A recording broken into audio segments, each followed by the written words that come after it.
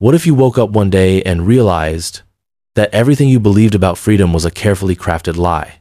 A world where your thoughts are monitored, your words are rewritten, your past erased.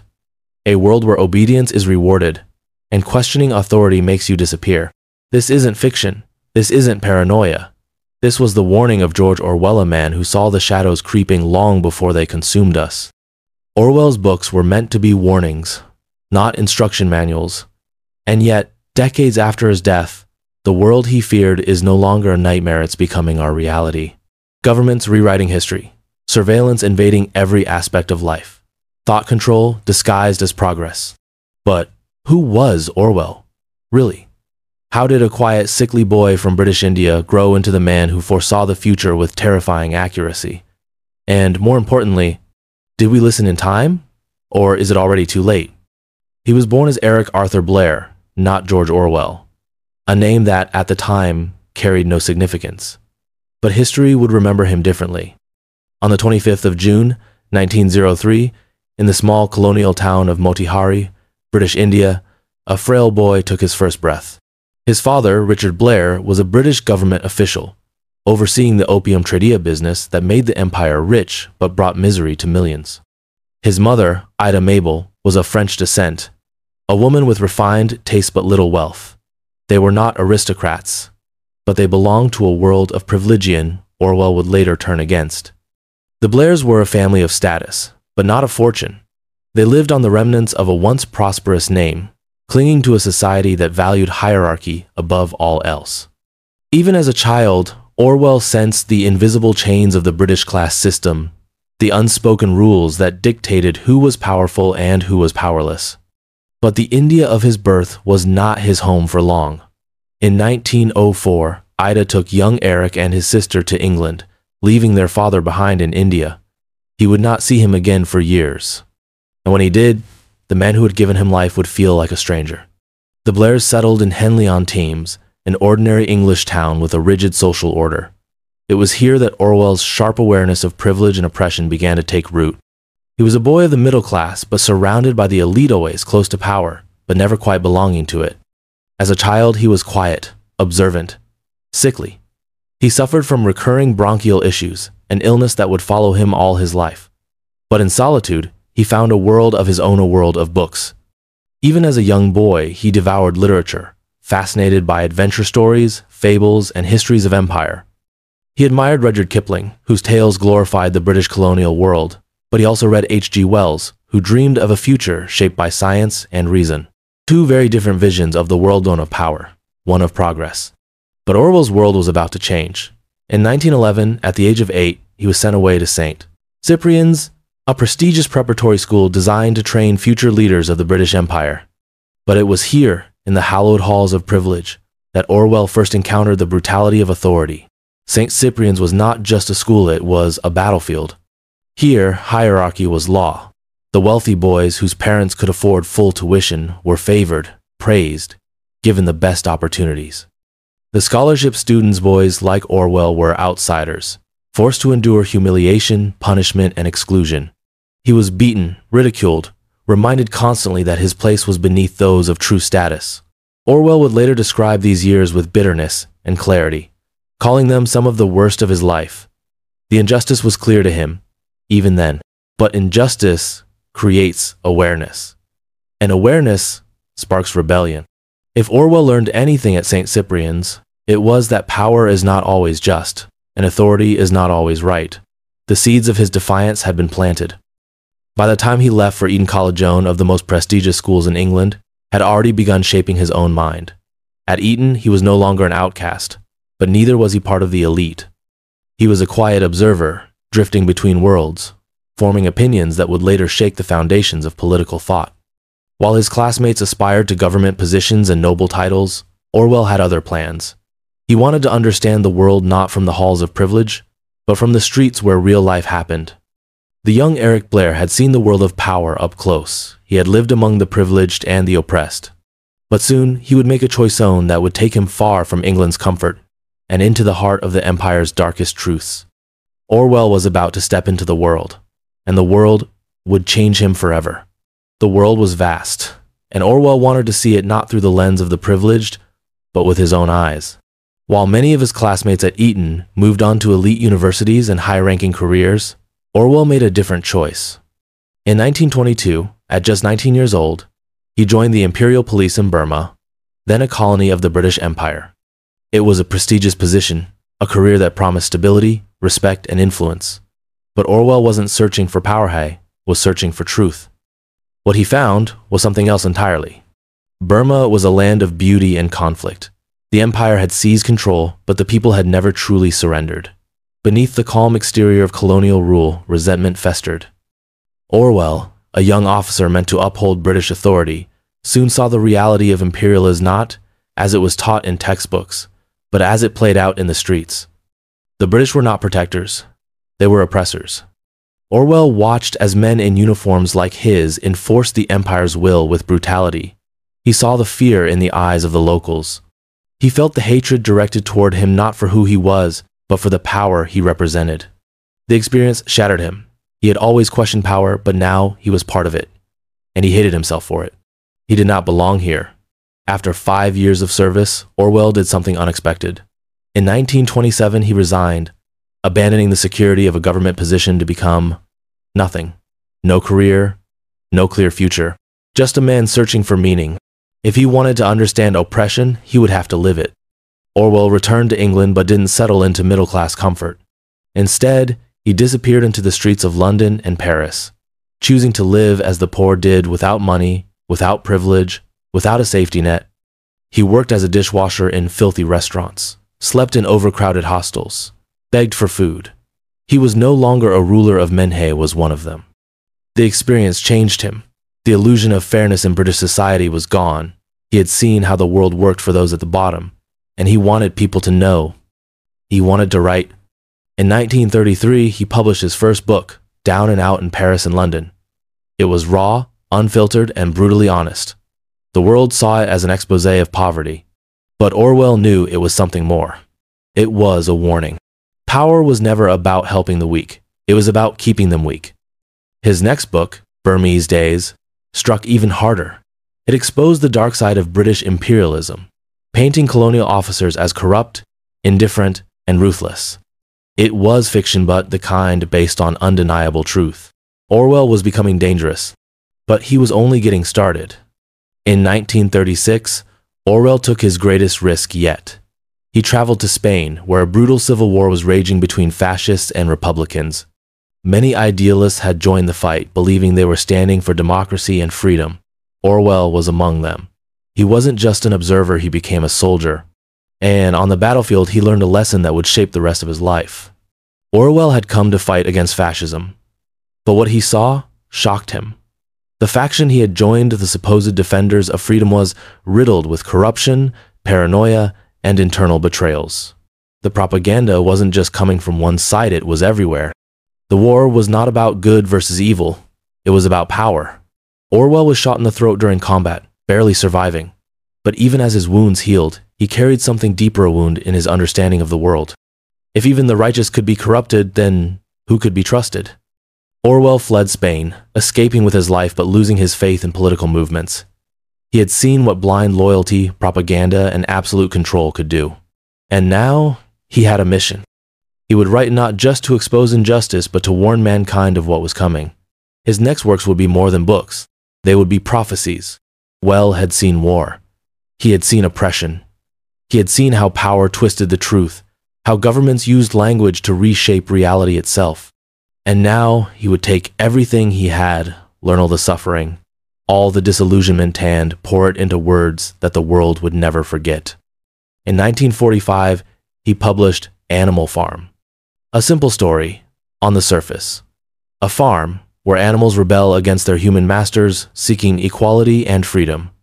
But soon, the pigs, the leaders of the revolution, become as cruel and oppressive as the humans they overthrew. It was not just a book. It was an allegory of betrayal, a warning that revolutions, no matter how noble, can be corrupted. That power does not free men, it enslaves them in new ways. All animals are equal, but some animals are more equal than others. The line became legendary, a perfect summary of how those in control rewrite the rules to serve themselves. Orwell had struck a nerve. The book was banned in the Soviet Union. Even in the West, some were uncomfortable with its message. It was too real, too blunt. But Orwell was just getting started. His greatest warning was yet to come. 4 years later, in 1949, Orwell published 1984. If Animal Farm was a warning, 1984 was an alarma, nightmarish vision of a world where every movement is monitored, every thought is controlled, and truth itself is dictated by those in power. Big Brother is watching you. The phrase became legendary, a symbol of surveillance, control, and oppression.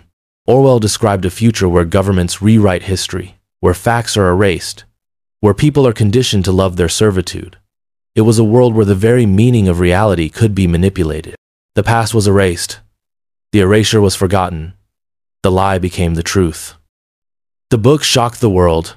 Some called it paranoia, others called it genius. But what no one could deny was how deeply it resonated. Orwell had tapped into a universal fear of the loss of freedom, the destruction of truth. He had written a warning. But was anyone listening? Orwell, now at the peak of his power as a writer, was also at the lowest point of his life. His health was failing. His body, weakened by war wounds and tuberculosis, was breaking down. And he knew his time was running out. George Orwell was now a man at war, not with governments, not with propaganda, but with time. His greatest works had been written. His warnings had been published. But as the world debated his books, Orwell himself was fading. His body, worn down by years of hardship, malnutrition, and untreated illness, was breaking under the weight of his own brilliance. He had survived war. He had survived oppression. But he would not survive tuberculosis. Orwell had never been a man of comfort. From the slums of Paris to the battlefields of Spain, he had always chosen the harder path. But hardship has a cost, and Orwell's body was paying it. For years, he had ignored the signs. The coughing fits, the chest pain, the relentless fatigue. He had pushed through it all, writing, working, moving forward as though nothing could stop him. But tuberculosis is not a battle one can win through willpower alone. By the late 1940s, Orwell's health had deteriorated beyond repair. He was dying, and he knew it. Yet, even as his strength faded, his mind remained sharp, his purpose clear. He had one last mission to finish the book that would define his legacy. 1984. The year was 1947. Orwell had retreated to the Scottish island of Jura, seeking isolation to complete his final work. But Jura was not a place of comfort. It was wild, unforgiving a land of stormy seas and harsh winters, a perfect place to write about a dystopia. He worked tirelessly, writing through fevers, through exhaustion, through nights of coughing up blood. The disease was claiming his body, but Orwell was determined that it would not claim his words. He had seen the world creeping toward the nightmare he had envisioned. He had to finish the warning before it was too late. His wife, Eileen, had died a few years earlier during a routine surgery.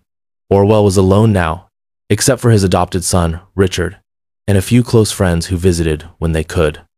But there was no escaping the truth: his time was running out. The winters on Jura were brutal. The damp air only worsened his condition. His lungs were failing, his body growing weaker by the day. But Orwell refused to stop. Every breath he took was a battle, and every word he wrote was a victory. By 1948, Orwell had finished the manuscript for 1984, despite the agony of his illness. He sent it to his publisher, knowing that this book was his final message to the world. The warning had been written. The book was published in June 1949 and was met with both praise and controversy. Some called it a masterpiece. Others dismissed it as paranoia. But what no one could deny was its impact. The world had never read anything like it. Big Brother, Newspeak, Thought Crime, the Ministry of Truth. Orwell had created concepts that would outlive him, phrases that would become part of our reality. By the time 1984 was released, Orwell was confined to a hospital bed in London. He was weak, but he could still see the reaction to his book. Letters poured in, some praised him, some condemned him, but they were all talking about it. He had done it. His warning had been heard. In October 1949, Orwell married Sonia Brownell, a young editor who had been one of his supporters. It was a brief moment of happiness, a final attempt at normalcy in a life that had been anything but normal. But Orwell knew it was the end. There would be no recovery. There would be no more books. On the 21st of January, 1950, George Orwell took his final breath. He was just 46 years old. A man who had spent his life fighting oppression, injustice, and deception had lost his battle with time. But the war he had fought was far from over. Orwell's death was not the end. If anything, it was just the beginning. His books were not forgotten. His ideas were not buried with him. In the decades that followed, 1984 and Animal Farm would become some of the most influential books in history. His warning songs dismissed as fiction began to feel more like reality. Surveillance cameras watching our every move, governments controlling information, the rewriting of history, thought control disguised as progress. The world had changed, and yet Orwell's voice still echoed. Did we listen in time, or did we allow the future he feared to become our present? Orwell was gone, but his words refused to die. His warnings, once seen as the paranoid ramblings of a pessimist, had taken on new meaning. The world he had envisioned in 1984 was not just a work of fiction, it was a blueprint, a roadmap to a future that was unfolding faster than anyone had expected. In the decades that followed his death, governments around the world tightened their grip on information. Surveillance technology advanced at an unprecedented rate. The idea of Big Brother was no longer confined to the pages of a novel, it was real, embedded in the very fabric of modern society. The rise of authoritarian regimes, the spread of mass propaganda, the manipulation of truth. Orwell had predicted it all. But the most terrifying part was not that his warnings had come true. It was that people had accepted them. The people will not revolt. They will not look up from their screens long enough to notice what's happening. Orwell's words echoed through history, their meaning becoming clearer with each passing year. The question was no longer whether 1984 was accurate, it was how much worse things could become. Across the world, governments wielded power with increasing sophistication. Mass data collection, facial recognition, digital footprints, every action, every thought, every movement could be tracked. In some countries, dissent was punished with imprisonment. In others, it was silenced through social engineering. The ability to rewrite history was no longer a hypothetical, it was happening in real time. Information was curated, filtered, controlled. The past could be reshaped, facts altered, narratives rewritten. The Ministry of Truth was no longer fiction. The terrifying beauty of Orwell's vision was that it did not require a dictator, a single figurehead to control the masses. It only required the illusion of choice. A system in which people believed they were free while willingly surrendering their autonomy. Freedom is the freedom to say that 2 + 2 makes 4. If that is granted, all else follows. But what happens when even that freedom is taken away? The world moved forward, yet Orwell remained a guiding force. His books continued to be read in schools, debated in universities, referenced in political discussions. But were they being understood? Or had they become just another symbol, their true meaning lost beneath the surface? Orwell never claimed to be a prophet. He never sought to be a revolutionary. He was a man who had seen the mechanisms of power up close and had the courage to tell the world what he had witnessed. But did the world listen? Orwell's grave lies in a quiet churchyard in England.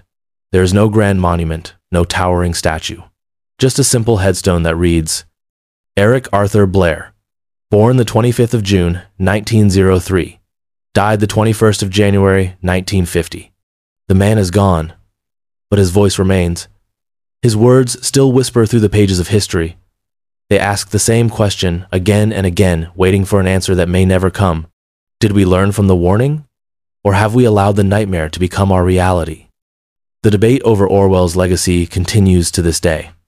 Some see him as a prophet, a man who predicted the rise of surveillance states, government overreach, and the manipulation of truth. Others argue that his vision was exaggerated, that his fears were the product of a world still reeling from totalitarianism, fascism, and war. But what no one can deny is the impact of his work. His books are more than just literature, they are warnings. They force us to confront uncomfortable truths about power, control, and human nature. 1984 is no longer just a novel.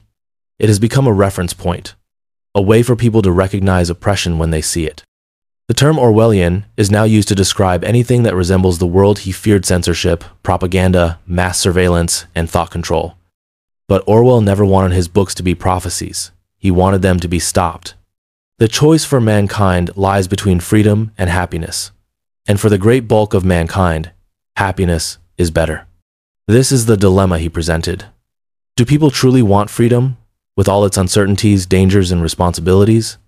Or do they prefer the comfort of control, the illusion of safety that comes with obedience? Even today, the battle between truth and manipulation rages on. Governments shape narratives, corporations harvest data. Individuals censor themselves, afraid of saying the wrong thing, thinking the wrong thought. The most effective way to destroy people is to deny and obliterate their own understanding of history. And so, Orwell's words remain, not as echoes of a past struggle, but as a voice in the present, a reminder that truth is fragile, that freedom is not guaranteed, and that the greatest weapon of any oppressive system is not violence, but silence. His warning was clear. His vision was undeniable. The only question that remains is the one he feared most. Did we listen, or are we already living in the world he tried to prevent? The choice is ours. George Orwell's time had run out. His body, battered by war, poverty, and disease, could fight no longer. On the 21st of January 1950, just months after 1984 was published, he took his final breath. He was only 46 years old. There was no grand farewell, no worldwide recognition in his final days. He died in a hospital bed in London, weak, frail, and aware that his time was slipping away. But even as his body failed him, his mind never did. His last moments were not filled with regret, had done what he set out to do. He had written his warning. Orwell's funeral was small, attended by close friends and family. There were no politicians, no powerful figures paying their respects. In death, as in life, Orwell remained an outsider. His gravestone, placed in a quiet churchyard in Oxfordshire, bore no mention of the name the world would come to know him by. It simply read, Eric Arthur Blair, born the 25th of June, 1903, died the 21st of January, 1950. But Orwell was never meant to be defined by a headstone. His real monument was his work, his ideas, his warnings that would outlive him, warnings that would grow louder as time went on. In the years following his death, 1984 and Animal Farm gained even greater recognition. His books were translated into dozens of languages, studied in schools, debated in universities, referenced in political speeches. The world had not forgotten Orwell, it had embraced him. But was it learning from him? Or simply using his words as a mirror, recognizing the truth but doing nothing to change it? If liberty means anything at all, it means the right to tell people what they do not want to hear. Orwell believed that truth had to be defended, even when it was inconvenient, even when it was dangerous. And yet, in the decades after his death, the very forces he warned about continued to grow. In the Soviet Union, where Animal Farm had been banned, Stalin's government controlled every aspect of life history, was rewritten, dissent was crushed, and information was weaponized. In the West, Orwell's warnings were acknowledged but not always understood. Governments passed surveillance laws, intelligence agencies expanded their reach, and technology advanced in ways even Orwell could not have imagined. The world had moved on, but Orwell's voice had not faded. In the modern era, his name has become a symbol. His books are read by those who fear oppression, by those who see the signs of authoritarianism creeping into their lives. The phrase, "Big Brother is watching you," is no longer just a line from a novel, it is a reality in many parts of the world. Orwell's predictions have taken many forms. Governments track citizens through technology. Misinformation spreads faster than truth. Censorship, thought control, and mass surveillance are no longer distant nightmares, they are happening now. And yet, Orwell's message was never about despair. It was about awareness, about resistance, about the idea that as long as people could think for themselves, as long as they could recognize deception, they could fight back. In a time of deceit, telling the truth is a revolutionary act. Orwell did not live to see the full impact of his words. He did not live to see how his books would shape history, influence politics, or become a warning that every new generation would rediscover. But perhaps that was the point. Orwell did not write for his time. He wrote for ours. The question is, did we listen, or have we already become the world he feared?